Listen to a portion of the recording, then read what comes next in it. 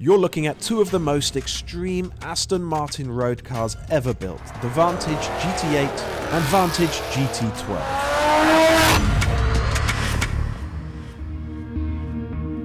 Both are rarer than Aston Martin's Valkyrie hypercar. Just 150 GT8s were built and only 100 GT12s. These are the most hardcore versions of the Vantage that lived for 13 years between 2005 and 2018. So how do they compare? In 2016, Aston Martin unveiled the most uncompromising version of the V8 Vantage to date. The GT8 was as close as us mortals could get to driving Aston's GTE Le Mans car on the road. It had huge wings and spoilers, a 100 kg weight cut, wider tracks, a lower ride height, stiffer springs and sticky track day tyres. The power increase over the standard V8 Vantage was just 10 brake horsepower, rising to 440, and buyers could choose between manual and robotised manual paddle shift transmissions. The GT8 cost £165,000 new. Today, values range from £140,000 to £180,000. Wow, this car makes a hell of a noise. Vantage GT8. I mean, this has got to be one of the most vocal cars on the road. I don't even know if you can hear me over the sound of that exhaust. Wow. I woke up with a head full of cold today. I think this GT8 has blasted it all away. It sounds phenomenal. The engine. Oh my God. Woof. It revs quite high, but it's got this filthy, dirty, bassy NASCAR run. The engine is absolutely the centerpiece of this car. It's magnificent. It's so dramatic. The power delivery is just fantastic. It's really strong, so the car is quick. Oh, it's a wonderful engine. But do you know what? The chassis absolutely lives up to it. The chassis is just brilliant. You look at this car and you think it's going to be rock solid, like it's not going to deal with bumps in the road at all. But it really does. It's so plush. The ride is amazing in this car. The way it deals with the bumps is beautiful. And the steering, it's so nice to drive a car with hydraulic steering again. It just feels lovely and so natural. The thing about these Vantages is that they look like quite simple, straightforward, front-engine sports cars.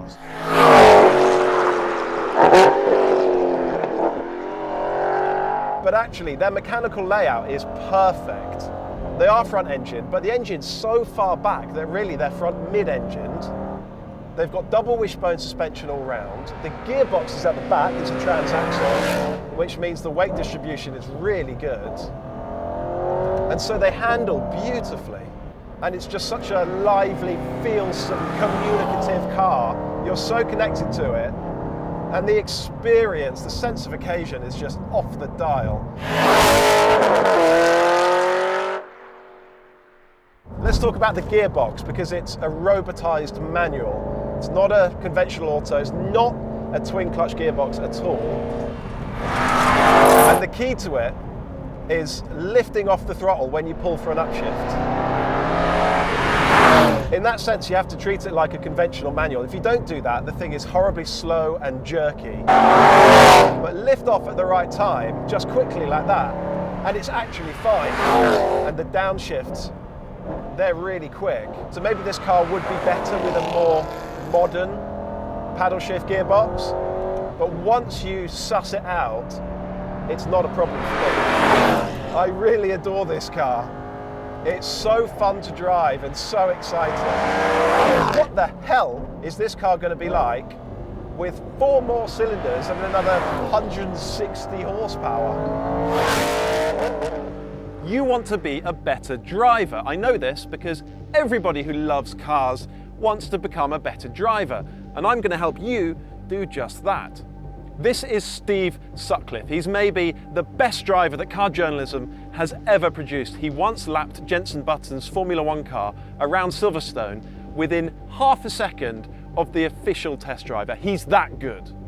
Steve has written the definitive guide to becoming a more skillful, safer, faster driver for the intercooler, and I'm going to share it with you completely free. All you need to do is click the link and enter your name and email. Over 3 weeks, I'll share Steve's comprehensive guide to driving like a pro straight into your email inbox. So click the link, fill out the form, and you'll be on your way to becoming a better driver. The GT12 arrived in 2015, a year before the GT8. It was Aston Martin's riposte to all those Porsche 911 GT3 RS's, LT McLarens and Ferrari 458 Speciales that were hogging all the limelight at the time. Widespread use of carbon fibre and other lightweight materials cut away 100 kilograms. The 6-litre naturally aspirated V12 produced close to 600 brake horsepower. To contain all that muscle, Aston reworked the suspension, widened the tracks and fitted a serious aerodynamic package. The GT12 was going to be called GT3 until Porsche spoiled Aston's fun, but that tells you what kind of car Aston Martin reckoned this monster should be. It cost £250,000 when new, now you'll pay more like £300,000.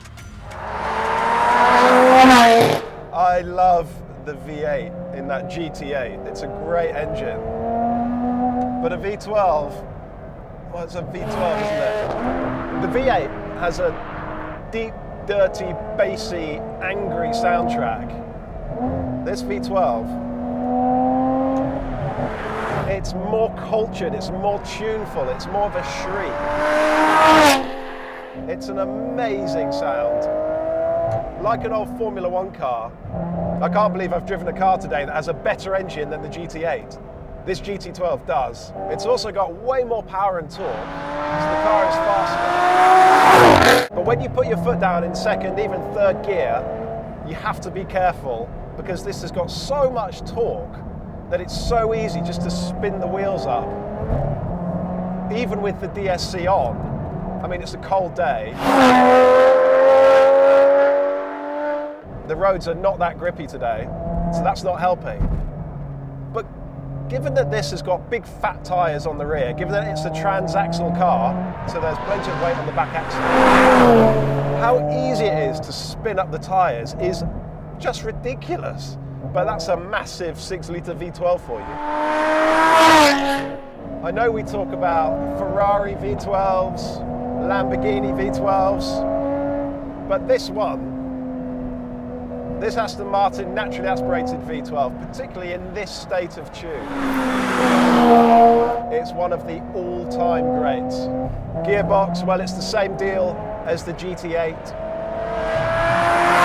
Learn to get the best out of this gearbox, work at it, and actually it's fine. Same lovely tactile hydraulic steering, just feels wonderful. So this is a slightly heavier car, it's got that bigger engine.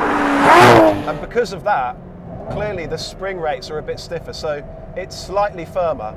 There's not much in it. This GT12 still rides really nicely, but you feel that extra weight over the nose. So it does feel like a heavier car.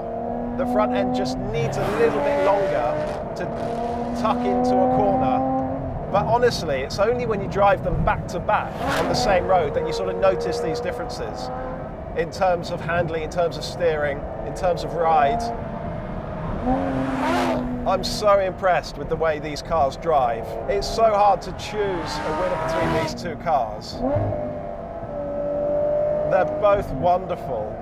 It's so great to get to drive two such special cars from this era, because cars from 10, 15 years ago, I think they're just more fun.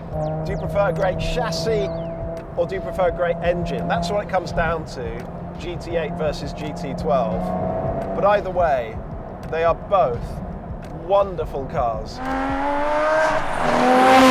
Aston Martin Vantage GT8 and GT12. Well done. Now, Andrew, these days Aston Martin is building some of the best cars it's ever produced. Yes. Like Vantage, Yeah. DB12, Vanquish, Yeah. DBX 707. Great cars. Yes. I still have a massive soft spot for this era of Aston Martin and this era of Vantage in particular. And these are the two sort of wildest Vantages going. It's interesting, isn't it? Because I'd kind of parked cars like this Yeah. because I've been so impressed by what Aston Martin has done of late.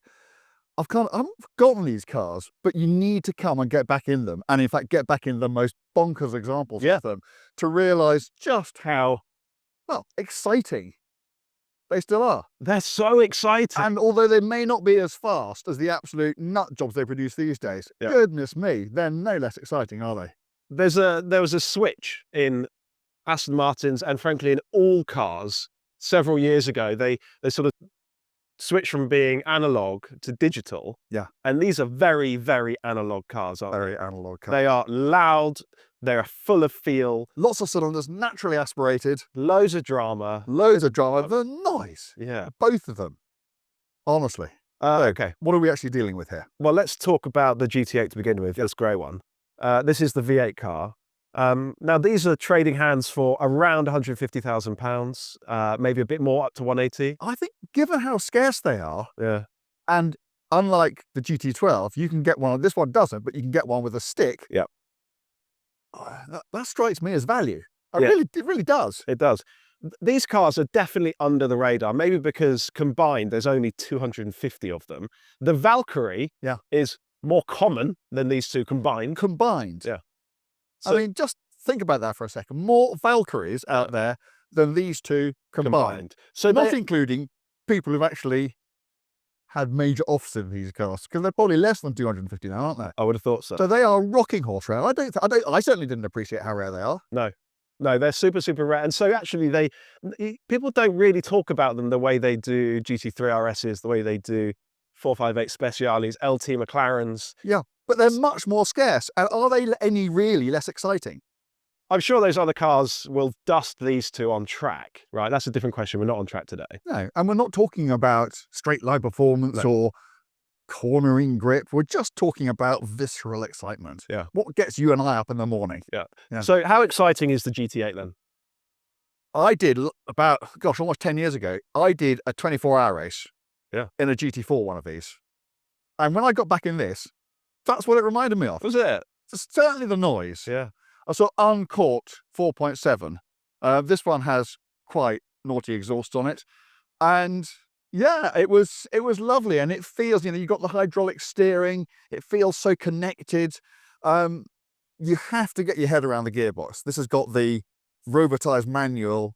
Should we explain what that is quickly? It is a manual gearbox that's been made to shift itself by hydraulics. Exactly. By electronic action. So what you have to do is remember that. Yeah. And as long as you take your foot off the accelerator, for as long as you would do to do a manual shift, that's what it's like. It does really smooth, lovely manual shifts. But if you think you're in some PDK, DSG, double clutch, whiz bang, whatever, and you just bang it through, don't like it. You'll go through the windscreen. Yeah. And you have to remember that. I think one of these with a stick shift would be, So you think this would be more fun with a manual gear shift, a proper manual gear shift? Well, it would be interesting to find out. Yeah. The longer I spent in this car today, the more I got my head around. And you have to sort of dial back in. You have to remember what you used to do. Yeah. And once you've done that, it's terrific. But it's a process which you have to go through. And there's many more manuals, you think? There are, I understand, many more manuals. Proper manuals, paddle shift. Let's talk about the chassis on this car, because I say in the video, it looks like a racing car. They both do. They look like they're going to ride like a plank, like that. But they don't. No, they don't. This is lovely and supple, this one. I think they both are, to be honest, and I like that about them. They don't feel like sort of racetrack refugees. We are out here on some beautiful, gorgeous roads. Apart from the Cup 2 tyres that they're on, and the very cold temperatures, which definitely require quite a lot of attention. But that's not the car's fault. As you say, they feel supple. They ride nicely. They're not throwing you around, which actually just gives you greater opportunity to just enjoy the process of driving these wonderful things. Yeah. Okay, let's move along to the GT12. These things are trading hands for about £300,000. So they're roughly twice the value of the GT8. There are 100 of these, 150 of the GT8s. So this is the rarer, more valuable car. Yes. The bigger engine, much more power. Nearly 600 horsepower. Yeah. Question is it the better, more enjoyable car? Oh, do you know, I've been wrestling with that all day. So, I mean, the GT8 is really quick, but this is bonkers. This feels absolutely nutty. Yeah. And whereas the GT8, it's that sort of instant gratification from the roar and the thunder of the V8. The way this howls at you in that sort of wonderful, sharp-edged V12 way, the way only a V12 can do, yeah, it just gets in the noggin. Now, the truth of the matter is you can feel the additional weight in the nose of this. Yes. It doesn't feel as connected as the GT8. So I don't know. It's a toss-up, isn't it, really? So to me, I will be writing about this on the website now. In fact, the story will be up there now if you go and have a look. This, because it is a bit purer, because it's got a V12 rather than a V8, and because of the incredible noise that it makes, and the really nutty speed, I fractionally prefer the look of it. I think this is probably the one I'd rather. But whether I pay twice as much for it than I would for one of those, I'd have to read the story to find out. I really love driving the GT8 because it is lighter, it's a bit more supple, it really deals with these bumpy roads beautifully. And I would be delighted if I had one of these. But then one day, someone would come howling past in our GT12, and I'd just think, oh, I've got the wrong one. Or there's a slightly, I know what you mean. The engine whereas if you're in this, you know you are in the ultimate naturally aspirated Aston Martin, don't you? Yeah. These are gorgeous cars, both of them.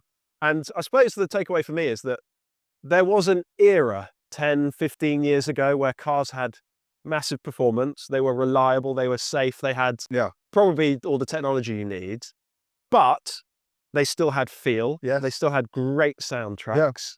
Yeah. They weren't so big, they weren't so heavy. And these two, for me, sit plumb in the middle of that era, and they really represent that era. Did we appreciate it at the time? No. It's only actually when you go back and you drive cars like this that you suddenly think that for all we've gained in terms of power and performance and everything else, something has been lost. Yeah. And it's that sense of connection these cars give you. Yeah. There's more as well. I have this theory that magazine people like us, when we're comparing new cars in a magazine group test, what we're looking for really is the car with the fewest flaws, and that car tends to win. 10 years later, that stuff doesn't seem so important anymore. And what comes to the fore, what certainly excites me, is cars that offer an experience. Yes, because you're not thinking about, oh, what would this car like to own or to live with? Yeah. You're just thinking about what they're like to drive. How does it make you feel? Yeah. And this makes me feel fab. They're quite flawed cars in some ways, right? Something like a GT3 RS or an LT McLaren, they are sharper, more precise instruments. But for sense of occasion, for drama, for theatre, for, the car that you wheel out of your garage at the weekend because you've got a couple of hours to go and have some fun, these two are magnificent. They are. Yeah, they're really, really fine examples of an art which is sadly no longer with us. Yeah. So there you go. GT8, GT12, make sure you go and read Andrew's story. And if you want to read his story without taking out a free trial, without giving us your credit card information, you can. At this link, you can take out a 3-week free trial. We just want your name and your email address. You can sign up in seconds and read Andrew's story and look at the beautiful photographs as well. And in that time, in those 3 weeks, you can read as much of the intercooler as you like. So there's the link, go and do that. And finally, just remember to subscribe to this YouTube channel and give this video the thumbs up. Thank you for watching.